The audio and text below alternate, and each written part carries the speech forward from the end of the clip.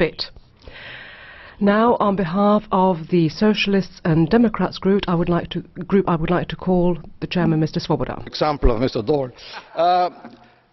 Prime Minister, you don't have an easy job, not in Greece, not here, but it's your own choice to be Prime Minister of Greece.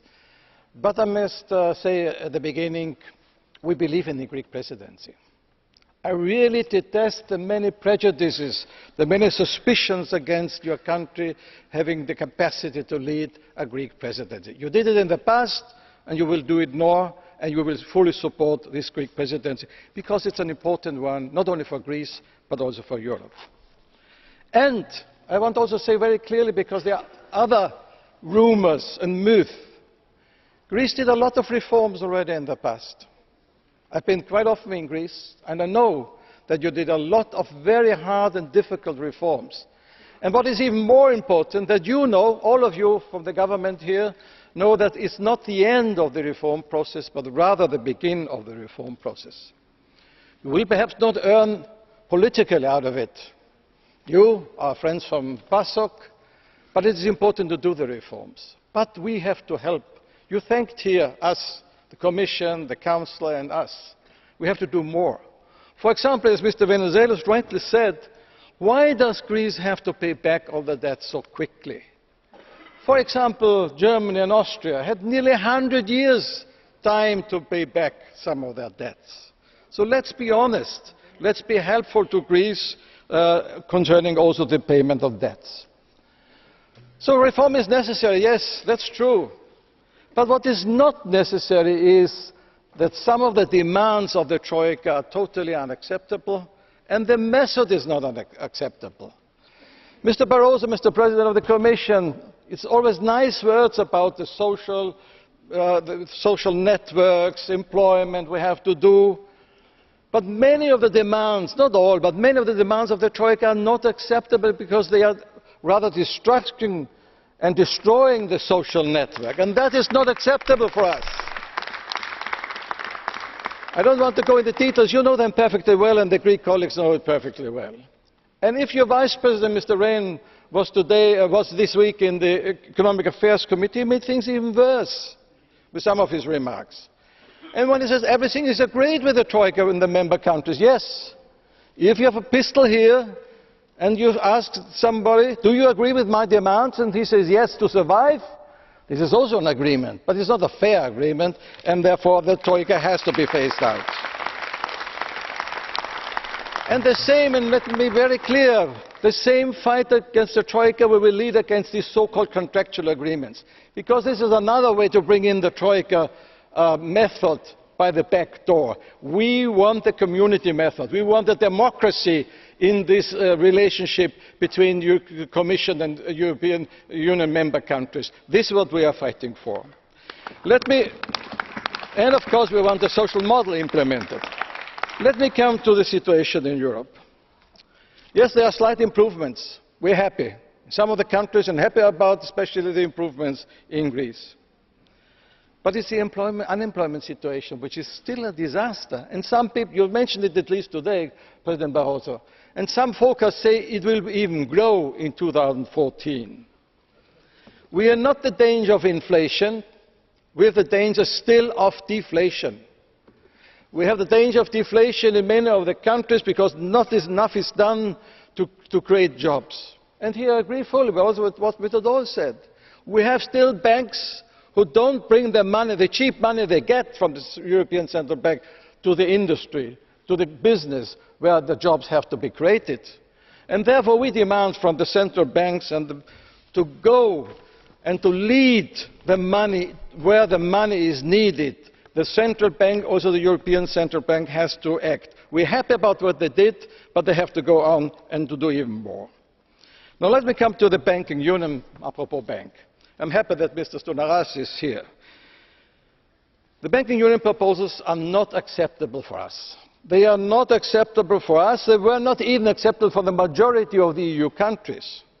But finally they found an agreement. The agreement will not fly.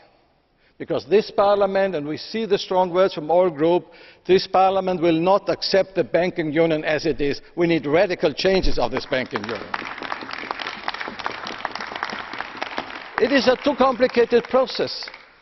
It's like when you have a fire, and the fire brigade first has to ask the mayor to convene the city council and ask all the city councillors if you are allowed to extinguish the fire.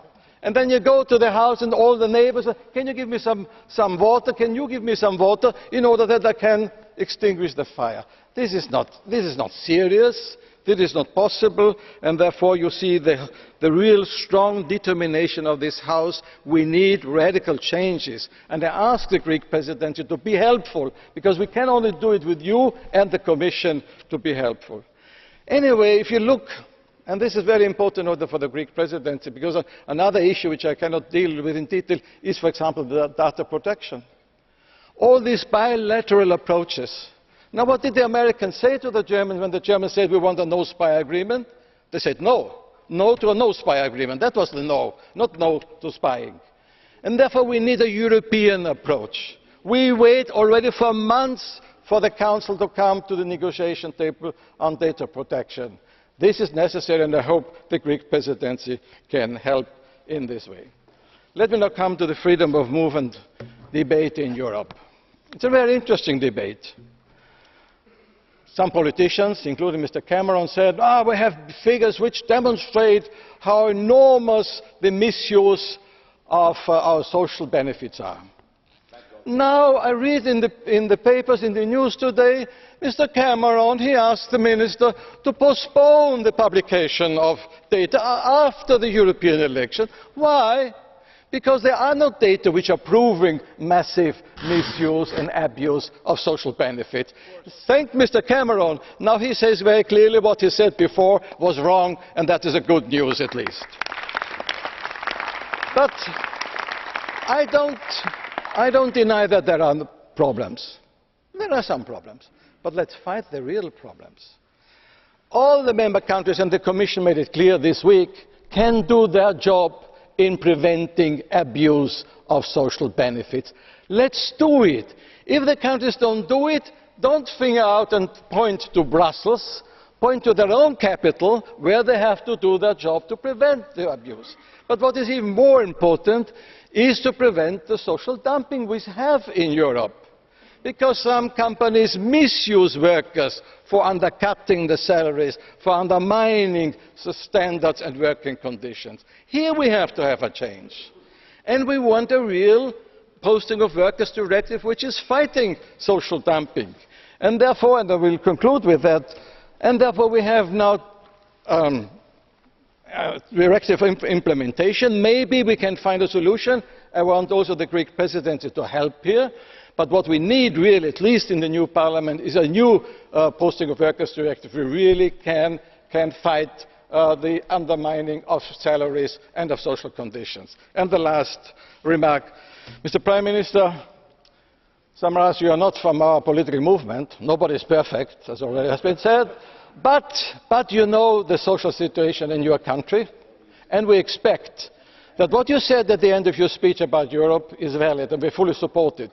But what we need, and how we can convince our citizens that they should fight for Europe, maybe as a demonstrator even for Europe, is a social Europe. If you make a contribution for social Europe, we will fully support you. Thank you very much.